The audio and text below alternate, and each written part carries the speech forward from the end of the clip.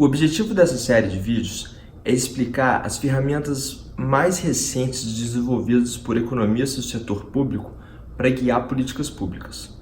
Mas o vídeo é para todos, não apenas para economistas. Eu vou focar aqui em políticas de redistribuição de renda, como o Bolsa Família e o Imposto de Renda, mas eu vou falar também sobre outras aplicações, como seguro-desemprego e aposentadoria. E esse curso vai ser associado a slides que estão disponíveis nesse link aqui embaixo.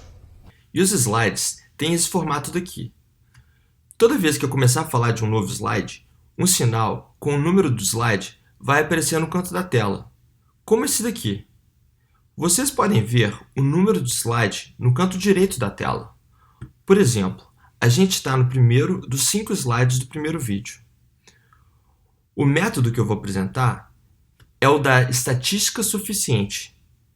Esse método foi desenvolvido nos últimos 20 anos e é justo dizer que esse é o método mais bem aceito em economia do setor público hoje em dia. Isso porque ele possui uma série de vantagens, e eu espero que essas vantagens fiquem claras com os vídeos. E eu acho importante começar com uma motivação. Apesar de todos os problemas que o Brasil e o mundo enfrentam hoje em dia, eu sou muito otimista em relação a políticas públicas. E esse meu otimismo tem 3 razões principais. O primeiro motivo para o meu otimismo é a disponibilidade das bases de dados que são geradas por essas políticas públicas. Esses dados administrativos estão cada vez mais disponíveis. Por exemplo, no caso do Bolsa Família, esses dados incluem todas as informações que foram informadas pelos aplicantes ao programa às agências do Cadastro Único. O segundo motivo é a preocupação que existe por parte dos policymakers, que são essas pessoas que estão preocupadas em fazer políticas públicas, em encontrar o efeito causal dessas políticas. E o que eu quero dizer aqui é que eles estão preocupados em diferenciar o que é o efeito causal dessas políticas e o que é simplesmente uma correlação usando esses dados. Correlação é simplesmente a associação entre 2 variáveis. Por exemplo, o número de calorias ingeridas por uma pessoa pode estar positivamente correlacionado à altura dessa pessoa em, digamos, 50%. Isso significa que uma pessoa que é 5% mais alta, no geral, come 10% a mais de calorias. Mas isso não significa que se a gente der 10% a mais de caloria para uma pessoa, isso vai causar um aumento de 10%, de 5% na altura dessa pessoa. E é nesse sentido que correlação e causalidade são fundamentalmente diferentes. E os policymakers hoje em dia, eles têm uma preocupação em fazer essa diferenciação através dos dados do que é correlação e o que é causalidade dessa política pública. Agora, o problema é que mesmo com esses dados e com essas avaliações de políticas públicas, a gente ainda não sabe ao certo o que fazer com essas políticas. Agora, o terceiro motivo pelo qual eu sou otimista é exatamente o método de estatística suficiente, porque ele vai responder justamente essa pergunta. O método vai dar um guia concreto sobre o que a gente deve fazer com as políticas públicas através dos dados. E para entender esse método, vale a pena a gente dar uma olhada num exemplo específico. O que a gente vai olhar agora é o exemplo do imposto de renda no Paquistão. Esse gráfico plota o imposto como função da renda no Paquistão. O imposto de renda é uma das políticas mais importantes para a redistribuição de renda, porque ele permite ao governo coletar mais impostos dos mais ricos.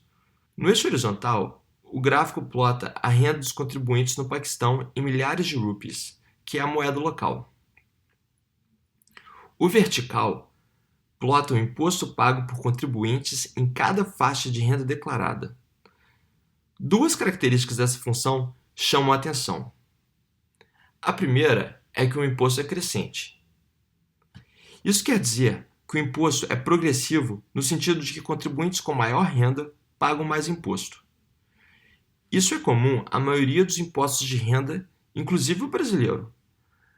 A segunda é que o imposto cresce descontinuamente ao redor de 600 mil rupees. Isso significa que contribuintes que declaram renda de 600 mil rupees e 1 centavo pagam muito mais imposto de renda do que em contribuintes que declaram 600 mil rupees. Esse desenho do imposto de renda gera incentivos para que contribuintes declarem renda logo abaixo de 600 mil rupees. E para testar essa hipótese, os economistas Clevin e Wassen investigaram os dados da distribuição de renda declarada pelos contribuintes no Paquistão. E o resultado está nesse gráfico daqui. No eixo horizontal, o gráfico apresenta a renda dos contribuintes em milhares de rupees mais uma vez. O eixo vertical agora plota o número de contribuintes em cada uma dessas faixas de renda. E este número é representado pela linha verde marcada com bolas. E é claro no gráfico que existe um acúmulo de contribuintes justamente onde o imposto de renda aumenta descontinuamente, ou seja, em 600 mil rupees. Isso indica que contribuintes ajustam sua renda reportada por causa do imposto.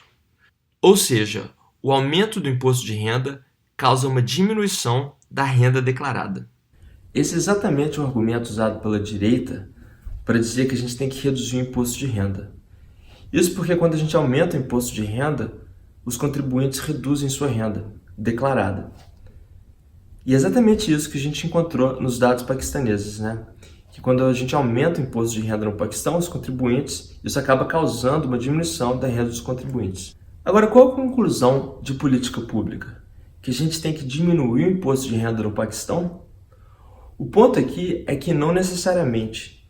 O Paquistão pode estar precisando muito de arrecadação para investir em segurança pública, saúde e educação, e a falta dessa arrecadação pode levar o país a uma crise fiscal.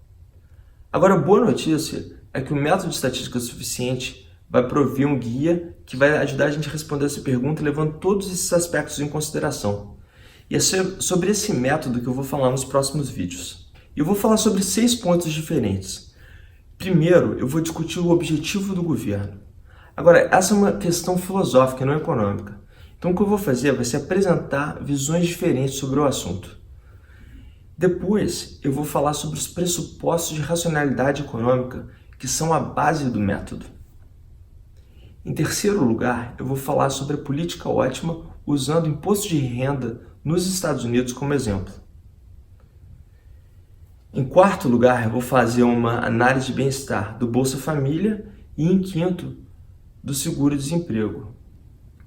Por último, eu vou mostrar como a gente pode questionar esses pressupostos de racionalidade usando a aposentadoria pública como exemplo.